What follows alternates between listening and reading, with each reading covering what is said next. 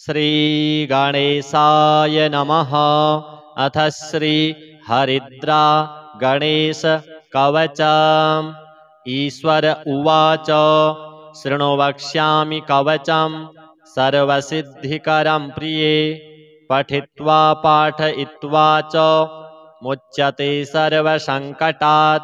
अज्ञात्वा कवचं देवी गणेशस्य मनुं जपेत्। सिद्धिर्न जायते तस्य कल्पकोटिशतैरपि। ॐ आमोदश्च शिरः पातु प्रमोदश्च शिखोपरि। सम्मोदो भ्रूयुगे पातु भ्रूमध्ये च गणाधिपः। गणाक्रीडो नेत्रयुग्मं नासायां गणनायकः। गणक्रीडान्वितः पातु वदने सर्वसिद्धये। जिह्वायां सुमुखः पातु ग्रीवायां दुर्मुखः सदा। विघ्नेशो हृदये पातु विघ्ननाथश्च वक्षसि। गणानां नायकः पातु बाहुयुग्मं सदा मम। विघ्नकर्ता च ह्युदरे विघ्नहर्ता च लिङ्गके। गजवक्त्रः कटिदेशे एकदन्तो नितम्बके। लम्बोदरः सदा पातु गुह्यदेशे ममारुणः। व्यालयज्ञोपवीतिमां पातु पादयुगे सदा। जापकः सर्वदा पातु जानुजङ्घे गणाधिपः। हारिद्रः सर्वदा पातु सर्वाङ्गे गणनायकः। य इदं प्रपठेन्नित्यं गणेशस्य महेश्वरी। कवचं सर्वसिद्धाख्यं सर्वविघ्नविनाशनं। सर्वसिद्धिकरं साक्षात् सर्वपापविमोचनं। सर्वसम्पत्प्रदं साक्षात् सर्वदुःखविमोक्षणं। सर्वापत्तिप्रशमनं सर्वशत्रुक्षयङ्करं। ग्रहपीडाज्वरारोगा ये चान्ये गुह्यकादयः।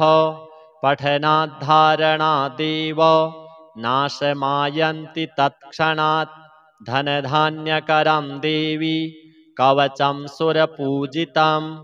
समं नास्ति महेशानि त्रैलोक्ये कवचस्य च। हारिद्रस्य महादेवी विघ्नराजस्य भूतले। किमन्यैरसदालापैर्यत्रायुर्व्ययतामियात्। श्रीगणपति देवार्पणमस्तु। ईश्वर उवाच शृणु वक्ष्यामि कवचं सर्वसिद्धिकरं प्रिये। पठित्वा पाठयित्वा च मुच्यते सर्वसङ्कटात्। अज्ञात्वा कवचं देवी गणेशस्य मनुं जपेत्। सिद्धिर्न जायते तस्य कल्पकोटिशतैरपि। ॐ आमोदश्च शिरः पातु प्रमोदश्च शिखोपरि। सम्मोदो भ्रूयुगे पातु भ्रूमध्ये च गणाधिपः। गणाक्रीडो नेत्रयुग्मं नासायां गणनायकः। गणक्रीडान्वितः पातु वदने सर्वसिद्धये। जिह्वायां सुमुखः पातु ग्रीवायां दुर्मुखः सदा। विघ्नेशो हृदये पातु विघ्ननाथश्च वक्षसि। गणानां नायकः पातु बाहुयुग्मं सदा मम। विघ्नकर्ता च ह्युदरे विघ्नहर्ता च लिङ्गके। गजवक्त्रः कटिदेशे एकदन्तो नितम्बके। लम्बोदरः सदा पातु गुह्यदेशे ममारुणः। व्यालयज्ञोपवीतिमां पातु पादयुगे सदा। जापकः सर्वदा पातु जानुजङ्घे गणाधिपः। हारिद्रः सर्वदा पातु सर्वाङ्गे गणनायकः। य इदं प्रपठेन्नित्यं गणेशस्य महेश्वरी। कवचं सर्वसिद्धाख्यं सर्वविघ्नविनाशनं सर्वसिद्धिकरं साक्षात् सर्वपापविमोचनं सर्वसम्पत्प्रदं साक्षात् सर्वदुःखविमोक्षणं सर्वापत्तिप्रशमनं सर्वशत्रुक्षयङ्करं ग्रहपीडाज्वरारोगा ये चान्ये गुह्यकादयः पठनाद्धारणादेव नाशमायन्ति तत्क्षणात् धनधान्यकरं देवी कवचं सुरपूजितं समं नास्ति महेशानि त्रैलोक्ये कवचस्य च हारिद्रस्य महादेवी विघ्नराजस्य भूतले किमन्यैरसदालापैर्यत्रायुर्व्ययतामियात् श्रीगणपति देवार्पणमस्तु।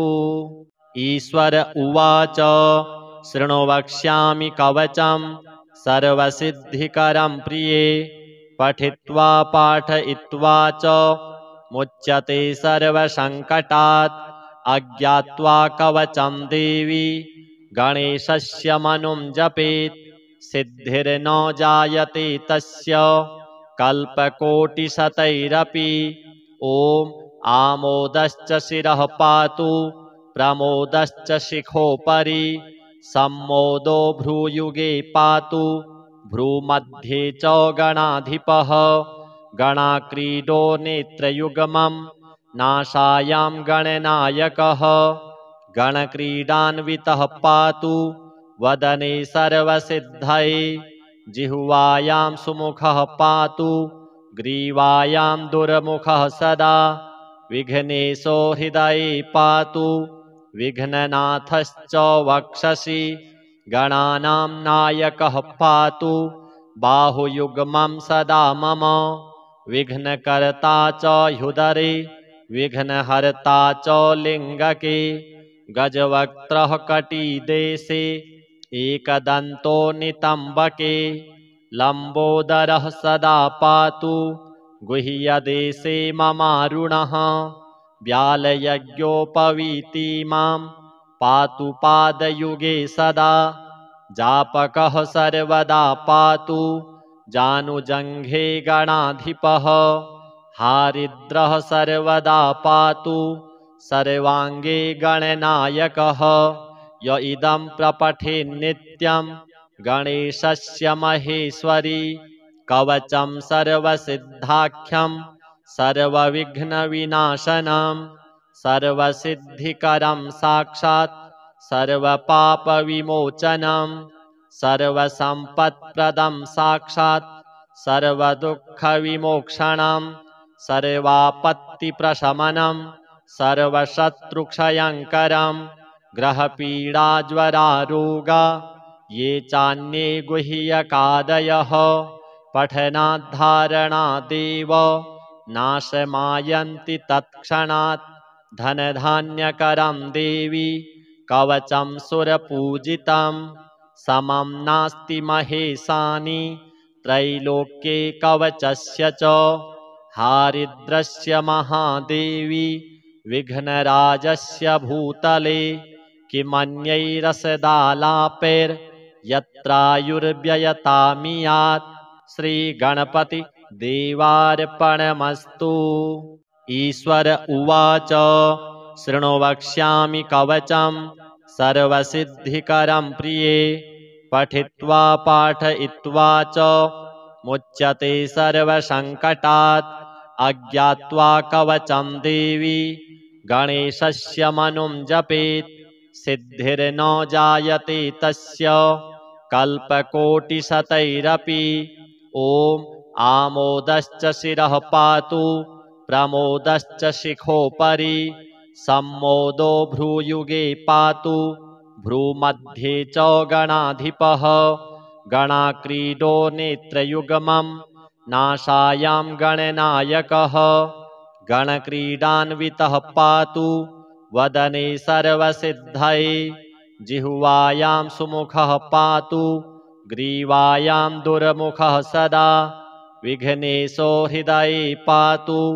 विघ्ननाथश्च वक्षसि गणानां नायकः पातु बाहुयुग्मं सदा मम विघ्नकर्ता च ह्युदरे विघ्नहर्ता च लिङ्गके गजवक्त्रः कटिदेशे एकदन्तो नितम्बके लम्बोदरः सदा पातु गुह्यदेशे ममारुणः व्यालयज्ञोपवीति मां पातु पादयुगे सदा जापकः सर्वदा पातु जानुजङ्घे गणाधिपः हारिद्रः सर्वदा पातु सर्वाङ्गे गणनायकः य इदं प्रपठेन्नित्यं गणेशस्य महेश्वरी कवचं सर्वसिद्धाख्यं सर्वविघ्नविनाशनं सर्वसिद्धिकरं साक्षात् सर्वपापविमोचनं सर्वसम्पत्प्रदं साक्षात् सर्वदुःखविमोक्षणं सर्वापत्तिप्रशमनं सर्वशत्रुक्षयङ्करं ग्रहपीडाज्वरारोगा ये चान्ये गुह्यकादयः पठनाद्धारणादेव नाशमायन्ति तत्क्षणात् धनधान्यकरं देवी कवचं सुरपूजितं समं नास्ति महेशानि त्रैलोक्ये कवचस्य च हारिद्रस्य महादेवी विघ्नराजस्य भूतले किमन्यैरसदालापैर्यत्रायुर्व्ययतामियात् श्रीगणपति देवार्पणमस्तु। ईश्वर उवाच शृणु वक्ष्यामि कवचं सर्वसिद्धिकरं प्रिये पठित्वा पाठयित्वा च मुच्यते सर्वसङ्कटात् अज्ञात्वा कवचं देवी गणेशस्य मनुं जपेत् सिद्धिर्न जायते तस्य कल्पकोटिशतैरपि ॐ आमोदश्च शिरः पातु प्रमोदश्च शिखोपरि सम्मोदो भ्रूयुगे पातु भ्रूमध्ये च गणाधिपः गणाक्रीडो नेत्रयुग्मं नासायां गणनायकः गणक्रीडान्वितः पातु वदने सर्वसिद्धये जिह्वायां सुमुखः पातु ग्रीवायां दुर्मुखः सदा विघ्नेशो हृदये पातु विघ्ननाथश्च वक्षसि गणानां नायकः पातु बाहुयुग्मं सदा मम विघ्नकर्ता च ह्युदरे विघ्नहर्ता च लिङ्गके गजवक्त्रः कटिदेशे एकदन्तो नितम्बके लम्बोदरः सदा पातु गुह्यदेशे ममारुणः व्यालयज्ञोपवीति मां पातु पादयुगे सदा जापकः सर्वदा पातु जानुजङ्घे गणाधिपः हारिद्रः सर्वदा पातु सर्वाङ्गे गणनायकः य इदं प्रपठेन्नित्यं गणेशस्य महेश्वरी कवचं सर्वसिद्धाख्यं सर्वविघ्नविनाशनं सर्वसिद्धिकरं साक्षात् सर्वपापविमोचनं सर्वसम्पत्प्रदं साक्षात् सर्वदुःखविमोक्षणं सर्वापत्तिप्रशमनं सर्वशत्रुक्षयङ्करं ग्रहपीडाज्वरारोगा ये चान्ये गुह्यकादयः पठनाद्धारणादेव नाशमायन्ति तत्क्षणात् धनधान्यकरं देवी कवचं सुरपूजितं समं नास्ति महेशानि त्रैलोक्ये कवचस्य च हारिद्रस्य महादेवी विघ्नराजस्य भूतले किमन्यैरसदालापैर्यत्रायुर्व्ययतामियात् श्रीगणपति देवार्पणमस्तु। ईश्वर उवाच शृणु वक्ष्यामि कवचं सर्वसिद्धिकरं प्रिये पठित्वा पाठयित्वा च मुच्यते सर्वसङ्कटात् अज्ञात्वा कवचं देवी गणेशस्य मनुं जपेत् सिद्धिर्न जायते तस्य कल्पकोटिशतैरपि ॐ आमोदश्च शिरः पातु प्रमोदश्च शिखोपरि सम्मोदो भ्रूयुगे पातु भ्रूमध्ये च गणाधिपः गणाक्रीडो नेत्रयुग्मं नासायां गणनायकः गणक्रीडान्वितः पातु वदने सर्वसिद्धये जिह्वायां सुमुखः पातु ग्रीवायां दुर्मुखः सदा विघ्नेशो हृदये पातु विघ्ननाथश्च वक्षसि गणानां नायकः पातु बाहुयुग्मं सदा मम विघ्नकर्ता च ह्युदरे विघ्नहर्ता च लिङ्गके गजवक्त्रः कटिदेशे एकदन्तो नितम्बके लम्बोदरः सदा पातु गुह्यदेशे ममारुणः व्यालयज्ञोपवीतिमां पातु पादयुगे सदा जापकः सर्वदा पातु जानुजङ्घे गणाधिपः हारिद्रः सर्वदा पातु सर्वाङ्गे गणनायकः य इदं प्रपठेन्नित्यं गणेशस्य महेश्वरी कवचं सर्वसिद्धाख्यं सर्वविघ्नविनाशनं सर्वसिद्धिकरं साक्षात् सर्वपापविमोचनं सर्वसम्पत्प्रदं साक्षात् सर्वदुःखविमोक्षणं सर्वापत्तिप्रशमनं सर्वशत्रुक्षयङ्करं ग्रहपीडाज्वरारोगा ये चान्ये गुह्यकादयः पठनाद्धारणादेव नाशमायन्ति तत्क्षणात् धनधान्यकरं देवी कवचं सुरपूजितं समं नास्ति महेशानि त्रैलोक्ये कवचस्य च हारिद्रस्य महादेवी विघ्नराजस्य भूतले किमन्यैरसदालापैर्यत्रायुर्व्ययतामियात् श्रीगणपति देवार्पणमस्तु। ईश्वर उवाच शृणु वक्ष्यामि कवचं सर्वसिद्धिकरं प्रिये पठित्वा पाठयित्वा च मुच्यते सर्वसङ्कटात् अज्ञात्वा कवचं देवी गणेशस्य मनुं जपेत् सिद्धिर्न जायते तस्य कल्पकोटिशतैरपि ॐ आमोदश्च शिरः पातु प्रमोदश्च शिखोपरि सम्मोदो भ्रूयुगे पातु भ्रूमध्ये च गणाधिपः गणाक्रीडो नेत्रयुग्मं नासायां गणनायकः गणक्रीडान्वितः पातु वदने सर्वसिद्धये जिह्वायां सुमुखः पातु ग्रीवायां दुर्मुखः सदा विघ्नेशो हृदये पातु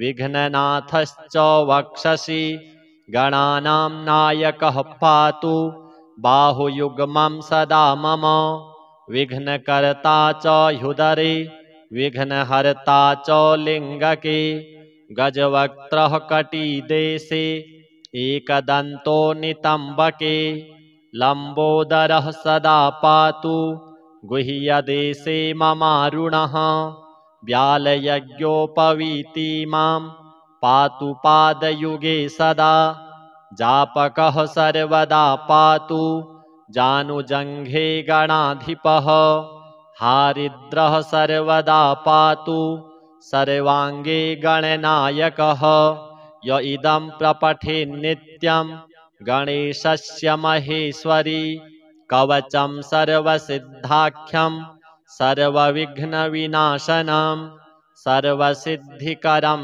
साक्षात् सर्वपापविमोचनं सर्वसम्पत्प्रदं साक्षात् सर्वदुःखविमोक्षणं सर्वापत्तिप्रशमनं सर्वशत्रुक्षयङ्करं ग्रहपीडाज्वरारोगा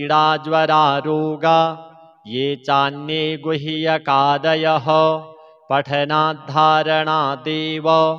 नाशमायन्ति तत्क्षणात् धनधान्यकरं देवी कवचं सुरपूजितं समं नास्ति महेशानि त्रैलोक्ये कवचस्य च हारिद्रस्य महादेवी विघ्नराजस्य भूतले किमन्यैरसदालापैर्यत्रायुर्व्ययतामियात् श्रीगणपति देवार्पणमस्तु। ईश्वर उवाच शृणु वक्ष्यामि कवचं सर्वसिद्धिकरं प्रिये पठित्वा पाठयित्वा च मुच्यते सर्वसङ्कटात् अज्ञात्वा कवचं देवी गणेशस्य मनुं जपेत् सिद्धिर्न जायते तस्य कल्पकोटिशतैरपि ॐ आमोदश्च शिरः पातु प्रमोदश्च शिखोपरि सम्मोदो भ्रूयुगे पातु भ्रूमध्ये च गणाधिपः गणाक्रीडो नेत्रयुग्मं नासायां गणनायकः गणक्रीडान्वितः पातु वदने सर्वसिद्धये जिह्वायां सुमुखः पातु ग्रीवायां दुर्मुखः सदा विघ्नेशो हृदये पातु विघ्ननाथश्च वक्षसि गणानां नायकः पातु बाहुयुग्मं सदा मम विघ्नकर्ता च ह्युदरे विघ्नहर्ता च लिङ्गके गजवक्त्रः कटिदेशे एकदन्तो नितम्बके लम्बोदरः सदा पातु गुह्यदेशे ममारुणः व्यालयज्ञोपवीति मां पातु पादयुगे सदा जापकः सर्वदा पातु जानुजङ्घे गणाधिपः हारिद्रः सर्वदा पातु सर्वाङ्गे गणनायकः य इदं प्रपठेन्नित्यं गणेशस्य महेश्वरी कवचं सर्वसिद्धाख्यं सर्वविघ्नविनाशनं सर्वसिद्धिकरं साक्षात् सर्वपापविमोचनं सर्वसम्पत्प्रदं साक्षात् सर्वदुःखविमोक्षणं सर्वापत्तिप्रशमनं सर्वशत्रुक्षयङ्करं ग्रहपीडाज्वरारोगा ये चान्ये गुह्यकादयः पठनाद्धारणादेव नाशमायन्ति तत्क्षणात् धनधान्यकरं देवी कवचं सुरपूजितं समं नास्ति महेशानि त्रैलोक्ये कवचस्य च हारिद्रस्य महादेवी विघ्नराजस्य भूतले किमन्यैरसदालापैर्यत्रायुर्व्ययतामियात् श्रीगणपति देवार्पणमस्तु। ईश्वर उवाच शृणु वक्ष्यामि कवचं सर्वसिद्धिकरं प्रिये पठित्वा पाठयित्वा च मुच्यते सर्वसङ्कटात् अज्ञात्वा कवचं देवी गणेशस्य मनुं जपेत् सिद्धिर्न जायते तस्य कल्पकोटिशतैरपि ॐ आमोदश्च शिरः पातु प्रमोदश्च शिखोपरि सम्मोदो भ्रूयुगे पातु भ्रूमध्ये च गणाधिपः गणाक्रीडो नेत्रयुग्मं नासायां गणनायकः गणक्रीडान्वितः पातु वदने सर्वसिद्धये जिह्वायां सुमुखः पातु ग्रीवायां दुर्मुखः सदा विघ्नेशो हृदये पातु विघ्ननाथश्च वक्षसि गणानां नायकः पातु बाहुयुग्मं सदा मम विघ्नकर्ता च ह्युदरे विघ्नहर्ता च लिङ्गके गजवक्त्रः कटिदेशे एकदन्तो नितम्बके लम्बोदरः सदा पातु गुह्यदेशे ममारुणः व्यालयज्ञोपवीति मां पातु पादयुगे सदा जापकः सर्वदा पातु जानुजङ्घे गणाधिपः हारिद्रः सर्वदा पातु सर्वाङ्गे गणनायकः य इदं प्रपठेन्नित्यं गणेशस्य महेश्वरी कवचं सर्वसिद्धाख्यं सर्वविघ्नविनाशनं सर्वसिद्धिकरं साक्षात् सर्वपापविमोचनं सर्वसम्पत्प्रदं साक्षात् सर्वदुःखविमोक्षणं सर्वापत्तिप्रशमनं सर्वशत्रुक्षयङ्करं ग्रहपीडाज्वरारोगा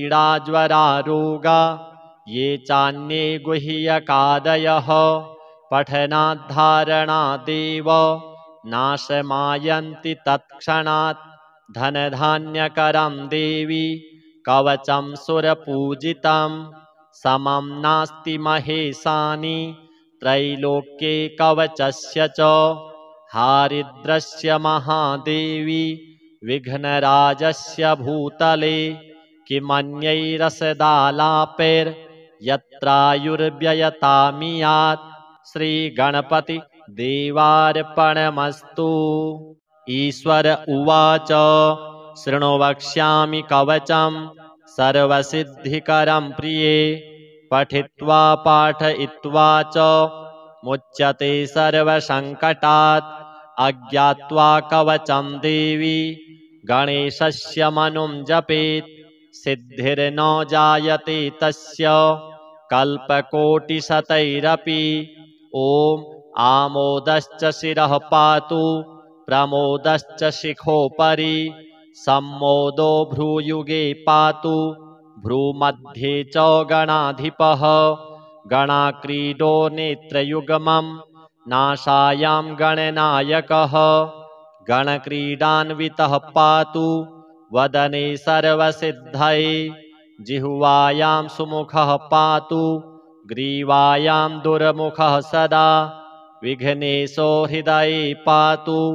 विघ्ननाथश्च वक्षसि गणानां नायकः पातु बाहुयुग्मं सदा मम विघ्नकर्ता च ह्युदरे विघ्नहर्ता च लिङ्गके गजवक्त्रः कटिदेशे एकदन्तो नितम्बके लम्बोदरः सदा पातु गुह्यदेशे ममारुणः व्यालयज्ञोपवीति मां पातु पादयुगे सदा जापकः सर्वदा पातु जानुजङ्घे गणाधिपः हारिद्रः सर्वदा पातु सर्वाङ्गे गणनायकः य इदं प्रपठेन्नित्यं गणेशस्य महेश्वरी कवचं सर्वसिद्धाख्यं सर्वविघ्नविनाशनं सर्वसिद्धिकरं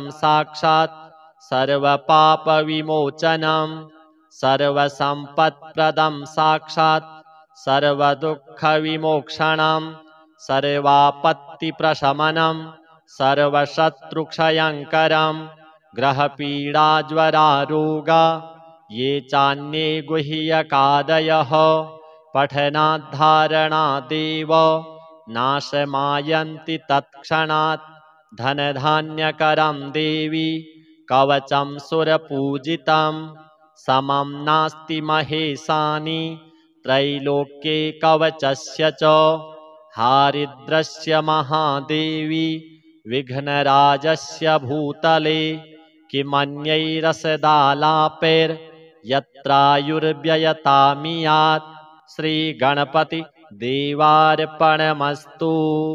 ईश्वर उवाच शृणु वक्ष्यामि कवचं सर्वसिद्धिकरं प्रिये पठित्वा पाठयित्वा च मुच्यते सर्वसङ्कटात् अज्ञात्वा कवचं देवी गणेशस्य मनुं जपेत् सिद्धिर्न जायते तस्य कल्पकोटिशतैरपि ॐ आमोदश्च शिरः पातु प्रमोदश्च शिखोपरि सम्मोदो भ्रूयुगे पातु भ्रूमध्ये च गणाधिपः गणाक्रीडो नेत्रयुग्मं नासायां गणनायकः गणक्रीडान्वितः पातु वदने सर्वसिद्धये जिह्वायां सुमुखः पातु ग्रीवायां दुर्मुखः सदा विघ्नेशो हृदये पातु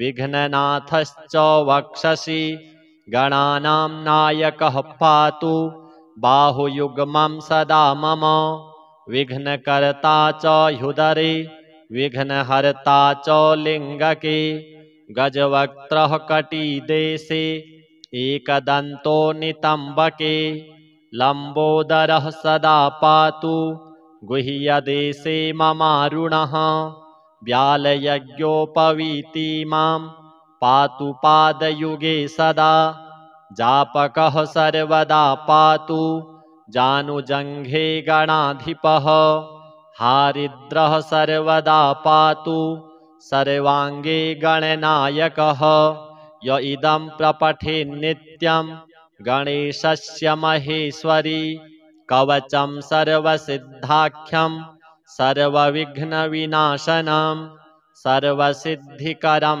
साक्षात् सर्वपापविमोचनं सर्वसम्पत्प्रदं साक्षात् सर्वदुःखविमोक्षणं सर्वापत्तिप्रशमनं सर्वशत्रुक्षयङ्करं ग्रहपीडाज्वरारोगा ये चान्ये गुह्यकादयः पठनाद्धारणादेव नाशमायन्ति तत्क्षणात् धनधान्यकरं देवी कवचं सुरपूजितं समं नास्ति महेशानि त्रैलोक्ये कवचस्य च हारिद्रस्य महादेवी विघ्नराजस्य भूतले किमन्यैरसदालापैर्यत्रायुर्व्ययतामियात् श्रीगणपति देवार्पणमस्तु।